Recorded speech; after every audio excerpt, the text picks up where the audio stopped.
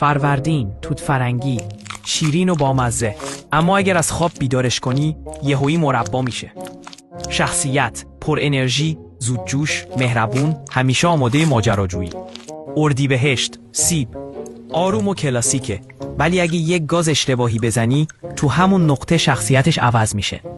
شخصیت منطقی، منظم، پایدار، کمی لجباز ولی دوست داشتنی. خرداد، هندونه، نصفش شیطونه، نصفش فرشته، بستگی داره کدوم ور رو ببری. شخصیت دو حالته، پرحرف، اجتماعی، بامزه و همیشه آماده بحث‌های عجیب. تیر، بلوبری، کوچیک اما انرژی هسته‌ای داره، یک لحظه آروم نمیمونه. شخصیت احساساتی، وابسته، مهربون و خیلی زود صمیمی میشه. مرداد، هلو، خودش میدونه خوشگله و هر جا میره انگار نورافکن خودش باشه. شخصیت جذاب، مغرور، با اعتماد به نفس و دل مهربون. شهریور، انگور، کم شیرین هم ترش، دقیقاً معلوم نیست امروز از کدوم خوش است. شخصیت دقیق، حساس، منظم و خجالتی. مه آرومه، آروم، ظاهرش آرومه، لبخند زده، ولی تا میخوای پوستش بگیری یهویی مثل نارنجک میپاشه رو همه. حتی اگه دور و برش کسی نباشه باز یکی قربانی میشه، چون نارنگی های مه هدفگیری اتوماتیک دارن. شخصیت مهربون، اجتماعی، خوشرفتار، شیرین.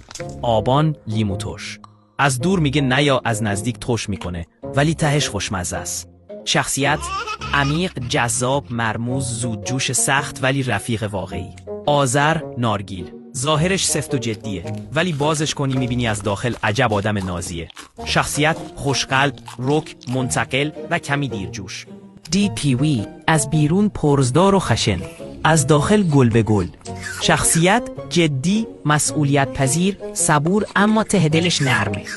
بهمن، پرتقال، معمولاً خنده‌رو ولی عصبانی بشه مثل پرتقال له شده همه جا میپاشه.